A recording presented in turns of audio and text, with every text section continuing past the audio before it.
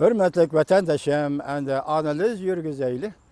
Biz yakından bir vaqt bo'layotgan voqealarni bir makon ichiga qo'yib boqaylik. Undan keyin bu zaman taqozzoligi bilan bir tahlil qilib boqaylik.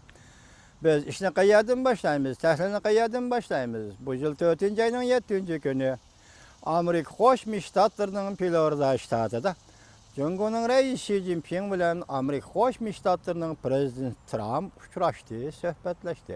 Biz Florida shtati Beijing anandaki Yangi Dehli mushu 3 liniya bo'yicha Hindiston Yangi Dehli mushu 3 liniya yoki 3 shahar yoki 3 makon bo'yicha bo'lib o'tgan voqealarni biz bir tizib chiqaylik. 4-oyning 7-kuni Florida shtatida Amerika Qo'shma Shtatlarining prezidenti Rais Xi Jinping bilan so'zlashdi, suhbatlashdi. 4-oyning 10-kuni Amerika Qo'shma Shtatlari Davlat Majlisining vakillar umiga Nancy Pelosi xonim 10-kuni 3 kundan keyin Dharamsala qatorliq joylarni ziyorat qilib, Dalay Lama bilan ko'rishdi va shu qatimda Hindistonning vaziri Modi bilan ko'rishdi. Garchi matbuotlarda ko'p o'ttirg'i chiqmagan bo'lsa-mu ko'rishdi. Endi o tugadi, endi aylanib kelaylik. 6-oyning 18-kuni. 6-oyning 18-kuni Yangi Dehli yoki Beijing bilan chegara to'qinishi, Hindiston bilan Jungoning chegara to'qinishi. Doklam rayonida chegara to'qinishi boshlandi. 6-oyning 26-kuni Hindistonning vaziri Modi apandi Amerika Qo'shma Shtatlarini ziyorat qildi. 7-oyning 9-kuni, 7-oyning 19-kuni Amerika Qo'shma Shtatlari Davlat Majlisining Avom palatasi Tibetga $12 million xarajat pulini tasdiqladi. Endi yaqin qismi o Kengash palatasining tasdiqlashi. 13-kuni, 9-oyning 13-kuni tasdiqlash Avom palatasining tasdiqlashi. Demak, 6-oyning 18-kuni boshlangan Hindiston Jungo chegara to'qinishi 8-oyning 28-kuni oxirlashdi. 9-oyning 3-kuni Shaminda Jungo yetakchiligida, raisligida yoki riyosatchiligida Altın kesak 5 davlat yig'ini ochildi. Diqqat vatandoshim. 9-oyning 12-kuni Jungoning davlat ishlar a'zosi, davlat mahkamasining a'zosi Yang Jiechi Washingtonni ziyorat qildi. 11-kundan boshlab 9-oyning 11-kunidan boshlab Dalay Lama Angliya, Italiya va Germaniya qatorliq davlatlarni ziyorat qildi. Mushundaq kelayotgan voqealarni zamoni, makon ichiga qo'ysangiz, Hindiston Yangi Dehli, Jungo, Beijing, Amerika Qo'shma Shtatlari Washington 3 cho'ng shahar, 3 cho'ng poytaxt makon deb qo'ysangiz, vaqt taqozzoligi qo'yib beqing haqini 4-oyning 7-si, 7-oyning 9-si, 6-oyning 26-si, 6-oyning 18-kuni, 8-oyning 28-kuni qatam o'shunda kelayotgan vaqtda makon o'z tartibi, o'z joyida turibdi. Zaman o makonni qistab kelyotdi. Voqealar shu yerda sodir bo'lyotdi, ishlar shu yerda sodir bo'lyotdi, siyosat shu yerda o'ttirib chiqyotdi deb tushunsangiz bo'ldi, hurmatli vatandoshim.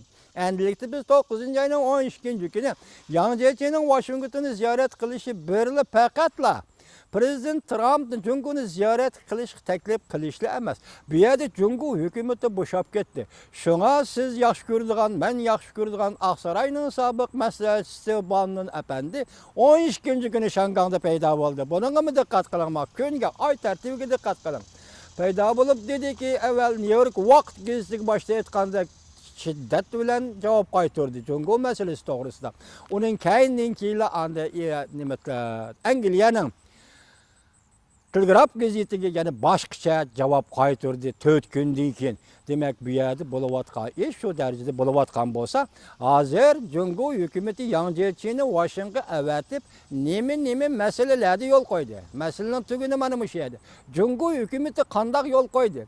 Hozir boshda prezident Trump dedi, men nima qilyapman, hamma narsani senga aytib bermayman dedi. Mana diqqat qiling, bir davlatning prezidenti albatta hamma narsani senga aytib bermaydi. Demak, matbuot so'zlab bermaydi. Men hamma narsani senga aytib bermayman dedi. Hozir Jungo bilan Amerikaning munosabati intayin yaxshi payt turyapti dedi. Demak, shuning uchun Steve Bannonning Shangangda so'zlagan ikki matbuot so'zlagan farq avvalgidek o'tirg'i chiqdi. Endilikte Prezident Trump özü dedi, men nime kılıvatkanını san aytip beremeymen o dedi. Demek Cungu Amerika münasebeti şundak fevkulladı münasebetler yani turavatkan vakta Çavuşen meselesi doğrusu nimelerine dedi. Bizge bu namalum hazır oturuğu çıkmadı. Hoş, Çavuşen'e münasebetle koşumçan ikinci bir mesele bağ mı yok? Hazır dalaylama nime dedi? 19. Kurultaydan keyin Cungu'da yangi rahbarlik saylandı. Yangi rahbarlikda yangi tefekkür kuruldu. Şunu Cungu bilan Tibetler o'tirisidagi masalalarni hal qilish ko'rish mumkin, hal qilish boshlanishi mumkin dedi. Hurmatli vatandoshim Turan apandi. Dikkat kılın, endi yakında bir ben sizi taşı yutup kaldım. Endi dikkat kılın, biz sözlüge leksiyalarımız neme dedik? 19. Kurultayının aldı yoki keynidi Tibet meselesi hal qilinishi mumkin degan sözde fikrini o'ttirib qo'ydik. Bugun bu sözde aylanib kelib Tibet meselesini qanday qilish to'g'risidagi fikrlarni, qanday qilish to'g'risidagi fikrlarni 19. Kurultaydan keyin Cungu bilan Tibet o'ttirisi shundoq bir yo'lning ochiladiganligini hozir men emas, Dalay Lama o'zi muhbirga so'zlayapti. Demek bir yerde kandak özgürlüş yolu var. Mesela Xitay kandak yol koydu. Endi ikinci bir noktadan tahlil kılaylı vatandaşım.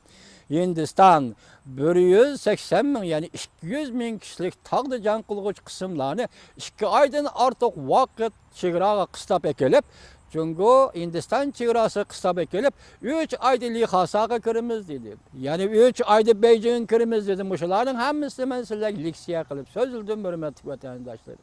Demek armiyani çigirge takap koyup durup tehdit silish. Bu harbiy ve urushchilik qilayotgan tehdit emas. Bunun kayniga yo'shirdigan siyaset var. Bu siyaset bilan qilinayotgan tehditdir. Yani şu vaqtda aytildi biz Tibet meselesini qo'llaymiz dedik. Tibet meselesi, Tibet müstakillik degan gaplar o'tirg'i chiqdi. Men eng oxirgi leksiyamda chegaraga to'plangan qismlarning mutlaq ko'p qismining Tibet soqchi qismlari ekanligini, bu Hindiston chegara soqchi qismlari bilan Tibet chegara soqchi qismlari birlashib turib chegaraga yetib kelganligini sizlarga eng oxirgi qatim leksiya qilib, shundan keyin men chegara to'qinishi Hindiston Jungu o'tirish chegara to'qinishini to'xtatdim, hurmatli vatandoshim. Endilik şu işlerin neticesi ne buluyordu? Mesela bir mesele hal oluş gerek. Siyasi yoluyla hal oluş gerek. Siyasi yoluyla hal olmayan mesele eğer zürür olsa harbi yoluyla hal oluş gerek. Hindistan ne için geldi? 200 bin kişilik askeri koşununu çekirağı topla. Eğer sen bunun makıldıysan siyasi yoluyla hal kıldığın bolsan iş mana dedi. Bu yakkandak. Mesela Hindistan vezirinin meselesi Acit Doğan'ın Beijing'e gelip 7. ayının 26. günü Yangtze bilen görüşkenligini tilga aldık. Reis Xi Jinping bilen görüşkenligini leksiya kılıp sizlerge sözüldük. Endilikte bu işler keynigi yandı. Denizli şiddet bilen etilip kelivatkan dolkun keynigi yandı. Endi kırgaq görünüşke başladı. Deniz sahili görülüşke başladı.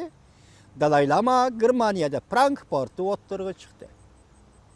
Kendiniz mi? Ben şundak tahlil kılıvatamam. Hoş, moşundak vaziyet aslında, moşundak vaziyet yetip kelivatkan vaxtıda Xitayning Uyghur siyasetinin buluvatıdı. Uygurga nime demekçi olavatıdı. Yakında anlasam yüzünüşün degen tarih doğrusu toxtulup. Nime tarih? Uyghur üçün etkanda o tarih, bu tarih mümkün emez. Büyük Marksizmçi, İtaliyalik, Kroç mu İtaliyalik mi? İtaliyalik mi qaysi söyledi? Kroç efendi nime dedi? Ama tarihni yığıp gelsen bu tarih bugünkü tarih dedi.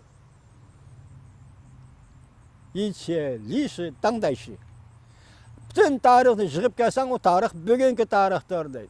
Bunu insanlar, ziyaliler, alimler köp kıtım nakıl aldı. Nakıl elip işletti. Kroç dedi ki, barlık tarih bugünkü tarihtir. Şuna yüzünsün efendi bir ka avarvanman, Han devri, Tang devri, Çin devri, bu devirler bağımı yok. Ben tarihçi emez. Ben Xitayga şundak muamele kılımen ki, senin şu devirlerin bolğanı yok, bu bir gap. Bu bir gap. O kalemdeki gap, kağızdaki gap, başka gap. Ameliyattaki gap, o başka gap.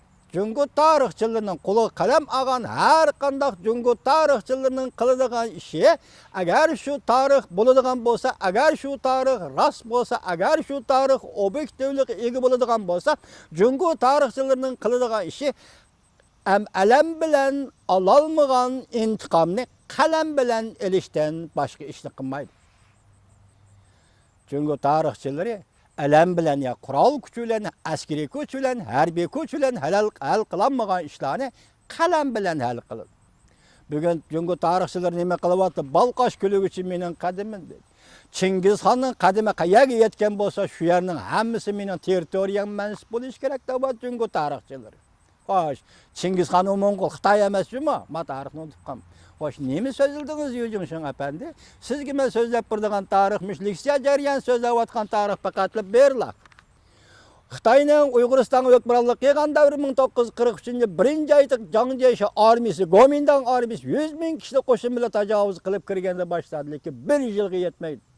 Chunki 1944-yili Uyg'urlar qo'li qurol oldi. Qurollik inqilob bilan Shinsesayning yollanma qo'shinlarida Gomindanning muntazam armiyasi 100 ming kishilik armiyasini gumron qildi.